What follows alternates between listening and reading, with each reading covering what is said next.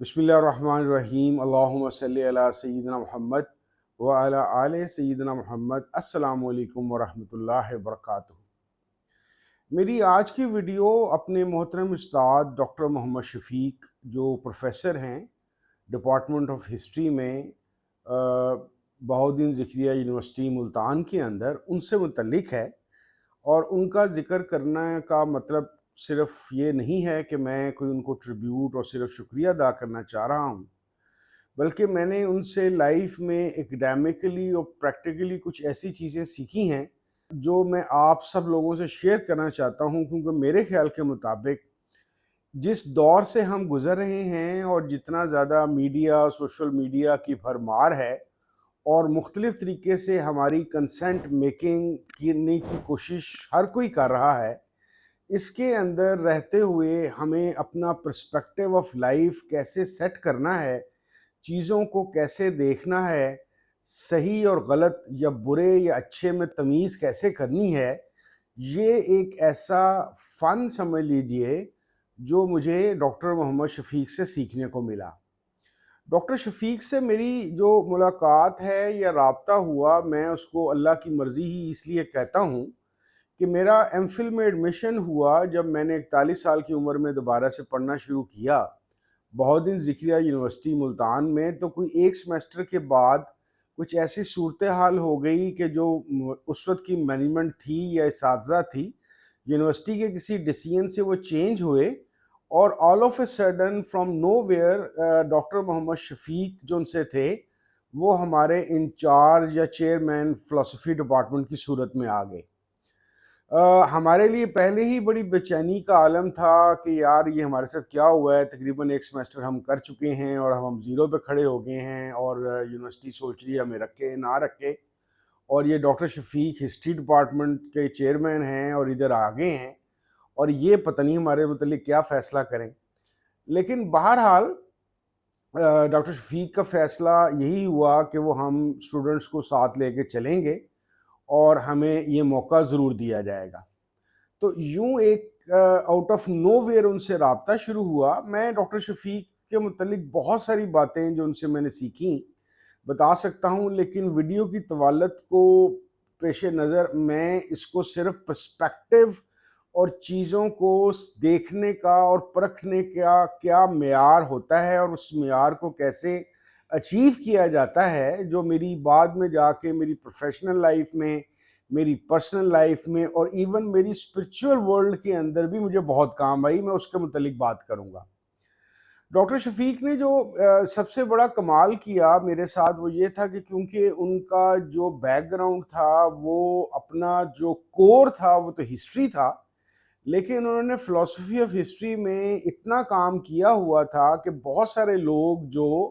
مختلف یونیورسٹیوں میں فلسفہ پڑھا بھی رہے ہیں، میرا ماننا یہ ہے کہ ڈاکٹر شفیق کی جو انڈرسٹینڈنگ ہے فلسفی کے متعلق یا جو بعض چیزوں کے متعلق کلیئرٹی ہے، مجھے یہ بہت کم نظر آئی، کیونکہ میرا جو ایکسپیرینس ہے وہ پنجاب یونیورسٹی لاہور، بہاؤالدین ذکریہ یونیورسٹی ملتان اور کراچی یونیورسٹی، 3 یونیورسٹیز کا ہے پاکستان کی۔ تو میں یہ بات بڑے اعتماد سے کہہ رہا ہوں کہ الحمدللہ نو ڈاؤٹ پنجاب یونیورسٹی میں doctor Abdul Khaliq, doctor Naeem, doctor Sajid, doctor Hafeez, doctor Ghazala, Shahid Gul, مجھے بہت اچھے اساتذہ ملے۔ اسی طریقے سے کراچی یونیورسٹی میں خاص طور پہ ڈاکٹر ظہور بابر، ایک کمال قسم کے ایک کسی کو فلسفی پراپر دکھانا ہو تو ڈاکٹر ظہور بابر کا تعارف کرایا جا سکتا ہے۔ اسی طریقے سے وہاں پہ ڈاکٹر ذوالفقار، ڈاکٹر آفاقی اور اس کے علاوہ ڈاکٹر ابویا بہت زبردست لوگ ہیں۔ لیکن اب مزیدار بات یہ دیکھیے کہ مجھے 41 سال کی عمر میں جب میری ملاقات ہوتی ہے ڈاکٹر شفیق کے ساتھ، تو سب سے پہلے مجھے 2 خاص بندوں کا ان سے تعارف ملتا ہے جس کے بغیر میرے خیال کے مطابق میری تمام تعلیم اور علم فلسفے یا تاریخ یا سوسائٹی کے متعلق بالکل ادھوری تھی۔ یہ لوگ تھے، ایک گڈامر اور ایک تھا فوکو۔ گڈامر وہ بندہ ہے کہ جس کی ہرمنوٹکس ایک ٹیکنیک سمجھ لیجئے یا میتھڈولوجی کہہ لیجئے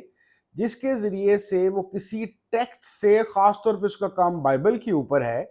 کہ ٹیکسٹ سے یہ چیز دیکھتا تھا، پرکھتا تھا کہ کس چیز میں کیا سچائی ہے، کیا اس کا وزن ہے، کیا کمزوری ہے، یعنی کہ اس کی پوری اصل پرسپیکٹیو اور نریشن کو کھینچتا تھا۔ فوکو کے اندر خاص بات یہ تھی کہ فوکو ایک ایسا آدمی تھا کہ جو صرف ایک سادہ فلاسفر نہیں تھا، بلکہ کارل مارکس کی زبان کے اندر جو اس کا ایک مشہور مقولہ ہے کہ فلاسفرز کو صرف باتیں نہیں کرنی چاہیے، سوسائٹی میں پارٹیسپیٹ کرنا چاہیے، تو فوکو کے ساتھ معاملہ یہ ہے کہ فوکو ہسٹری اور فلسفی دونوں کی انتہاؤں پہ موجود ہے، اور اس کے ساتھ ساتھ اس نے تمام زندگی اپنی صرف پولیٹیکل فلسفی کی بات نہیں کی، لیکن وہ پالیٹکس یا پولیٹیکل ایکٹیویٹیز یا پولیٹیکل ایکٹیوسٹ کے طور پر معاشرے میں بہت زیادہ پارٹیسپیٹ کرتا رہا۔ اچھا، ایک تو مجھے یہ دونوں پسند بہت ہیں اور ان کا سمجھانے بتانے والے مجھے ڈاکٹر شفیق ہیں۔ اس کی ایک اور وجہ یہ ہے کیونکہ میری یہ ذہن میں رکھیے گا کہ یہ ویڈیو میں جو میں ڈاکٹر شفیق صاحب کا تعارف کرانے کی کوشش کر رہا ہوں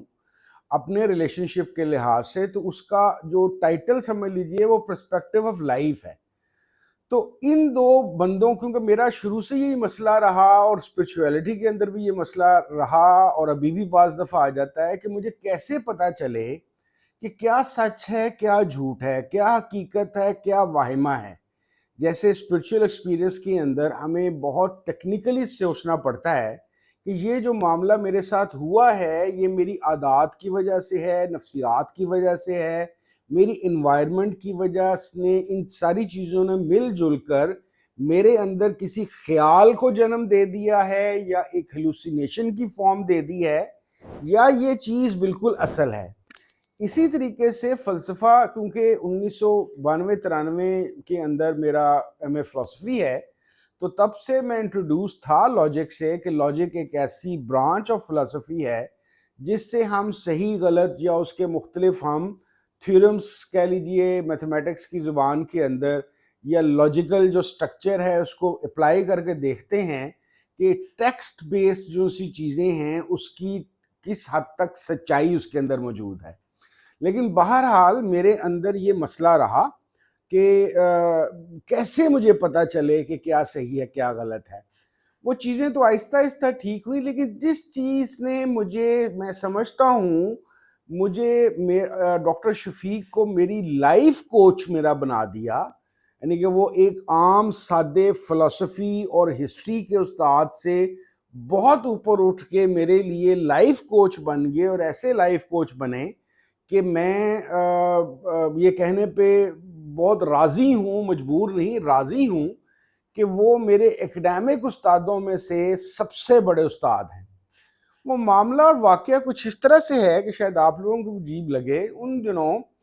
کچھ چیزوں کے زیر اثر، کیونکہ اسپرچویلٹی جب وہ مجھے ملے تھے 2012 کے اندر، تو اسپرچویلٹی کی ایک جو مختلف ایشوز ہیں، اگر آپ صحیح راستے پہ بھی چل رہے ہیں تو اس کے کچھ صحیح راستے کے باوجود نفسیات پہ کچھ عجیب و غریب اثرات ہوتے ہیں، خاص طور پہ جب آپ کا دل یا آپ کی جو ایک کنیکشن جو اسپرچول ورلڈ کی ڈیمانڈ ہے کہ آپ کے شیخ کے ساتھ بہت زیادہ جڑ جائے، تو اس کا ایک سائیکولوجیکل یا ورلڈلی ایفیکٹ یہ ہے کہ آہستہ آہستہ آپ کو اس ٹرانس کے اندر یا اس فیز کے اندر، جب تک آپ ابھی بچے ہوتے ہیں یا نئے ہوتے ہیں، آپ کو اپنے شیخ کے علاوہ کوئی بھی نہیں نظر آ رہا ہوتا۔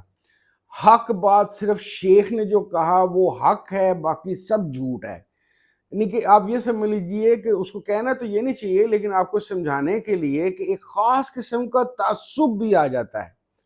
اور میں اس فیز میں سے گزر رہا تھا جس کی وجہ سے بعض خیالات، بعض نظریات اور بعض شخصیات کے متعلق خام خواہ میرے پازیٹیو کلمات یا خیالات تھے، اور بعض لوگوں کے ساتھ مجھے خدا واسطے کا بیر ہو چکا تھا۔ انہی میں سے ایک شخصیت، یہ ذرا حوصلے سے سنیے گا، مجھ سے ناراض نہ ہوئیے گا، میں ایک آپ کو سچ بات بتا رہا ہوں اور پھر اس کے بعد کیا ہوا وہ بتانے کی کوشش کر رہا ہوں۔ تو جن لوگوں سے مجھے خواہ خواہ کا بیر ہو چکا تھا ان میں سے ایک ڈاکٹر علامہ اقبال بھی تھے. حالانکہ اقبال کے متعلق اس ایک فیز میرے بچپن اور میری نوجوانی میں ان سے بہت شغف بھی رکھتا رہا ہوں، اور سیالکوٹ میں کا ہونے کی وجہ سے اور اقبال صاحب کا بھی سیالکوٹ میں ہونے کی وجہ سے کوئی ہمارا چھوٹا موٹا زبردستی کا فیملی ریلیشن شپ بھی ہے اس خاندان کے ساتھ. لیکن بہرحال ان دنوں میں تھوڑا سا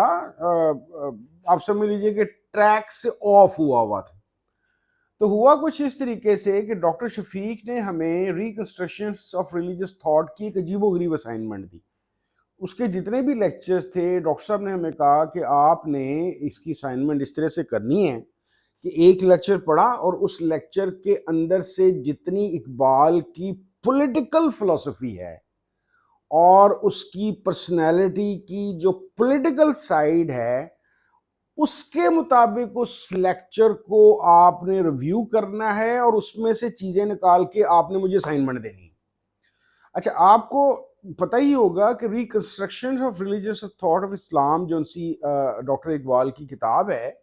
وہ ایک ایسی کتاب ہے کہ جو سی بیسیکلی مسلمانوں کے نشاط ثانیہ یا رینائسنس اسپرچولی اور ریلیجس کیا سے ہو سکتا ہے اس کے متعلق کتاب ہے. اس کے اندر سے نارمل لوگ پولیٹیکل تھاٹ نہیں نکالتے، لیکن بہرحال ڈاکٹر شفیق کا ایک اپنا طریقہ کار ہے مختلف چیزوں کو آپس میں کنیکٹ کرنے کا، اور یہ بھی میں نے ان سے سیکھا. تو ہوا یہ کہ کوئی پہلے ایک لیکچر میں نے دیا جب ان کے ہاتھ میں پکڑا رہا تھا تو ان کی عادت تھی تھوڑا سا پڑھتے ہوئے ایسے کر کے نا اینرجیوں کر کے مجھے بڑے غور سے دیکھا، کچھ نہیں کہا. میں دوسرا لایا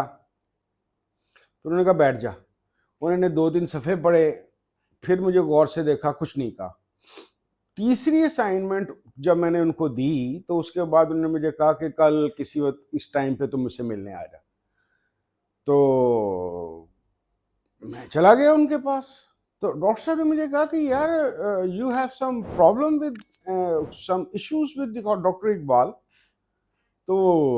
میں نے کہا نہیں، بالکل نہیں ہے، یہ تو بڑے زبردست آدمی ہیں، یہ ہے وہ ہے، اس طرح کا میں نے جھوٹ بولا. ڈاکٹر صاحب نے مجھے کہا کہ یار یہ جو تو لکھ رہا ہے نا اس کے اندر تو بڑا واضح یہ بات ہے کہ you are not in good terms with Iqbal, اور اس کی بعض تھاٹس کو تو بڑھا چڑھا کے اس میں سے نیگیٹیوٹیز نکال رہا ہے اور اس کے خلاف باتیں کرنے کی کوشش کر رہا ہے. تو میں یہ تو نہیں کروں گا، یعنی کہ ڈاکٹر شفیق کہہ رہے ہیں مجھے کہ میں تیرا اقبال کے متعلق کوئی پوائنٹ آف ویو نہیں چینج کرنا چاہتا،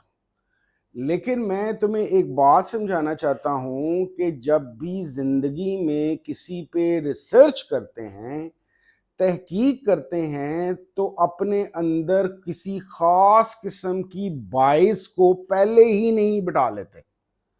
کیونکہ اگر آپ بائس کے ساتھ چیزوں کو دیکھو گے تو اس کے بعد آپ کو چیزیں بلر نظر آئیں گی.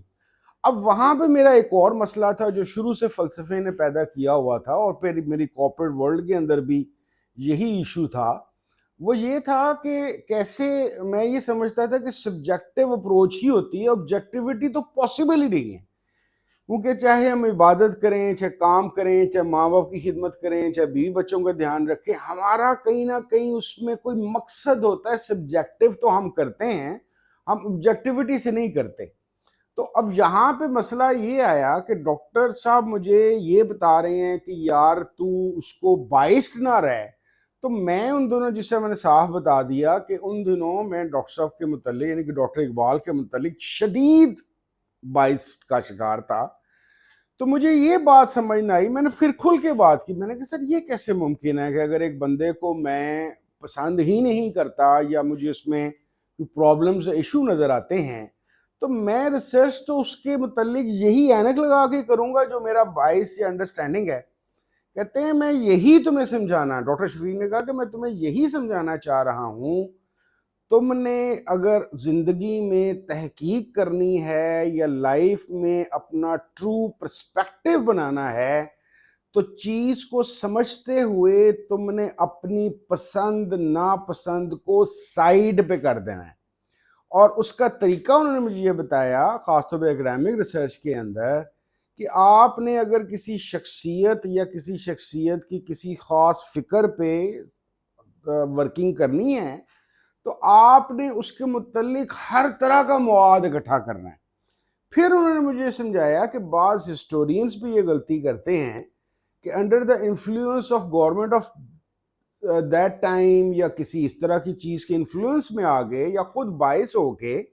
واقعات کو جب اکٹھا کرتے ہیں تو ایک تھاٹ سے جو ریلیٹڈ واقعات ہیں ان کو اکٹھا کر لیتے ہیں. مینس کہ for example mister X Y Z بادشاہ ہے اور اس نے بتانا ہے کہ جناب فلاں جگہ کا بندہ غلط ہے, تو وہ تمام وہ ریفرنسز ڈھونڈ کر لائے گا کتابوں کے اندر سے جو سارے کے سارے نیگیٹو ہوں گے. ٹھیک ہے, تو ایسا نہ بن. انہوں نے مجھے سمجھایا کہ عمر بھائی تم میں کیپیسٹی ہے, تم نے یہ نہیں بننا, تم نے ٹرو ریسرچر بننا ہے. تمہارا پراپر پرسپیکٹو ہونا چاہیے عدل کے ساتھ کہ تم اس کو دیکھو. انہوں نے مجھے پھر سے کہا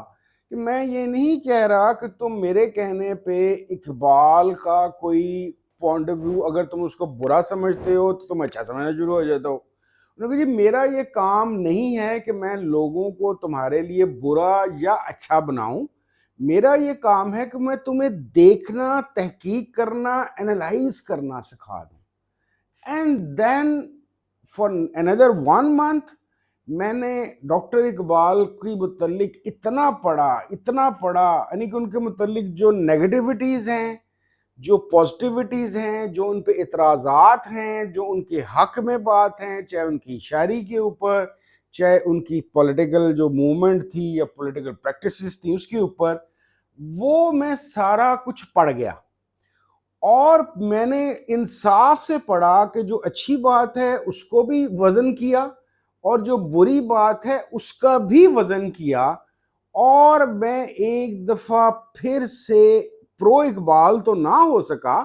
لیکن پھر جو میں نے اسائنمنٹس کی تو ان اسائنمنٹس کے اندر Iqbal was no more a villain. Iqbal was a very great scholar, بڑا زبردست تھنکر, بہت زبردست تھیولوجین. میں اقبال کو فلاسفر سے زیادہ تھیولوجین مانتا ہوں, وہ بہت بڑا سٹیٹس ہے اس کا. اور پھر اس کی شاعری کے متعلق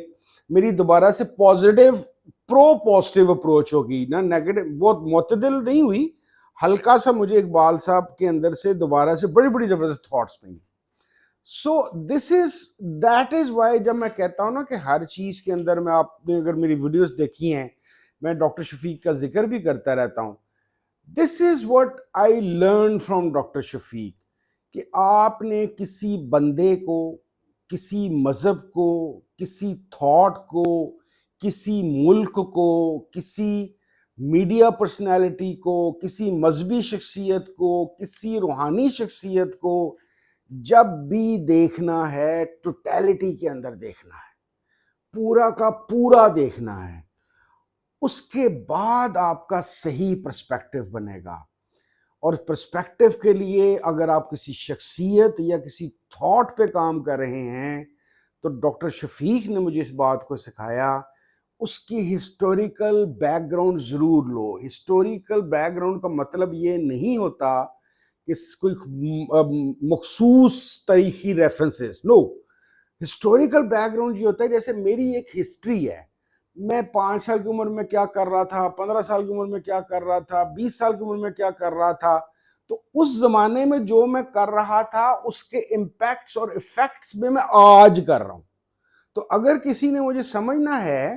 یا مجھے جاننا ہے تو اس کو دیکھنا پڑے گا کہ عمر وہیں 13 سال کی عمر سے لے کر 30 سال کی عمر تک کیا کر رہا تھا اور پھر آگے کیا ایونٹس ہوئے. تو جب تک ایونٹس کی سیریز اور چین نہیں ہوگا آپ کسی پرسنالٹی یا اسکول آف تھاٹ کے انالیسس نہیں کر سکتے. اور جب آپ کا انالیسس جو سا ہوگا ڈیفیکٹو ہوگا, خراب ہوگا, تو آپ کا پرسپیکٹو بھی خراب ہو جائے گا. دس از واٹ آپ کو بہت سارے لوگ جو سوشل میڈیا پہ خام خواہ آپ نے کہا کچھ اور ہوتا ہے, عجیب و غریب کمنٹس کر دیں گے. کوئی بات بظاہر بعض اس میں سے آپ یہ بھی جانتے ہوں گے کہ پڑھے لکھے بھی ہیں. جیسے مثال کے طور پہ مذہبی بحثوں کے اندر اگر ایک فرقے کو دوسرا فرقہ ناپسند آ گیا ہے تو وہ اس کی صرف نیگیٹو باتیں ڈھونڈتا جائے گا اسی کے کتابوں کے ریفرنس، یعنی کہ پوری 300 صفحے کی اگر کتاب ہے اور اس کے اندر 3 جملے غلط یعنی کہ نامناسب لکھے ہوئے ہیں تو وہ ان کو فکس کر دے گا اور اس طرح کی کلیکشن کر دے گا کہ جس کی وجہ سے وہ کہے گا یہ کافر ہیں۔ اسی طریقے سے ہم اپنی لائف کا بیڑا غرق اس طریقے سے کرتے ہیں کہ ہم ایک مخصوص فکر سے، جس کو کہتے ہیں جو ایونچولی جا کے پرتشدد بندہ ہو جاتا ہے۔ تشدد کی جو یا ایکسٹریمزم کی بیس یہ ہے کہ آپ کی آنکھوں کے اوپر جو کھوپے لگے ہوئے ہیں، اینک لگی ہوئی ہے، اس میں ایک ہی رنگ نظر آتا ہو، وہ کلیئر شیشوں والی سکرین نہ ہو، وہ لال، پیلی، نیلی، سبز، گریپ اس طرح کی ہو تاکہ آپ اس طرح سے دیکھتے رہیں۔ اسپرچویلٹی اور مذہب کے اندر بھی سب سے بڑا مسئلہ یہ ہے کہ رسول کریم صلی اللہ علیہ وسلم نے اپنی امت کو امت وسطیٰ کا تعارف کرایا بذریعہ قرآن، اور خود ان کا لقب تھا رحمت للعالمین۔ That means we were supposed to be brothers and sisters with every nation, every religion. یعنی کہ ہمارے جو پیغمبر صلی اللہ علیہ وسلم ہیں ان کا پیغام یہ تھا، ہم نے اس کو غائب کر دیا۔ بزرگوں کی کتابیں، بزرگوں کے ریفرنسز، ان کی کرامات، ان کے مختلف اس طرح کی چیزیں، ان کی فلانا جی انہوں نے یوں کر لیا، انہوں نے ماں کے پیٹ میں قرآن جو سا تھا یاد کر لیا، اب ان کی جو سا تھا وہ ہوا میں اڑ لیتے تھے، پانی پہ چل جاتے تھے، کھانا ان کے پاس ڈوب جاتا۔ آپ نے کبھی اس طرح کے واقعات رسول کریم صلی اللہ علیہ وسلم یا صحابہ کے سنے ہیں؟ تو یعنی کہ آپ کو یہ سمجھ آتی ہے کہ رسول اللہ صلی اللہ علیہ وسلم کے مذہب کے اندر تعصب اور ایکسٹریمزم نہیں ہو سکتا۔ ہوا یہ ہے کہ آنے والے وقتوں کے اندر جس طریقے سے میں اقبال کے متعلق الٹ گیا تھا اور ٹھیک ہو گیا پھر، تو ہوا سارا کا سارا چکر یہ کہ ہم لوگوں کے بعض مسالک اور بعض شخصیات پچھلے 700-800 سال میں ایسی پیدا ہوئیں جنہوں نے سنگل لائن کو پکڑ لیا۔ انہوں نے کہا کہ بس ہمارا فرقہ، ہمارا مسلک، ہمارا اسکول آف تھاٹ، ہماری چیز ہی صحیح ہے۔ تو اس چیز سے نکلنے کا صرف ایک طریقہ ہے کہ جب آپ اپنی لائف میں کوئی فیصلہ کریں، ذاتی، سیاسی، پروفیشنل، فیملی کے لحاظ سے، تو خدا را چیزوں کو پورا دیکھیے، سنگل شاٹ نہ دیکھیے۔ اور یہی چیز ہے جس کی وجہ سے میں ڈاکٹر شفیق کو اپنا بہت بڑا استاد مانتا ہوں۔ اللہ تعالیٰ ان کو لمبی زندگی دے اور ان کو صحت تندرستی دے، اور اللہ کرے کہ وہ میرے ساتھ کچھ ویڈیوز بھی کر لیں۔ میں بڑی دیر سے ان کے پیچھے پڑا ہوا ہوں، اور کیونکہ ان کا ایک مسئلہ ہے، پیور قسم کے وہ ایک دانشور آدمی ہیں، تو اس کی وجہ، اس کا ایک نتیجہ ان کی پرسنالٹی پہ اثر یہ ہے کہ وہ سوشل نہیں ہیں، وہ دکھاوا پسند نہیں ہے، بس چپ کر کے بیٹھے رہتے ہیں۔ تو میں کوشش کرتا رہوں گا کہ میں آپ کو بتاؤں، دکھاؤں وہ شخصیت جو میرا اتنا بڑا استاد ہے۔ بہت شکریہ۔ السلام علیکم ورحمۃ اللہ وبرکاتہ۔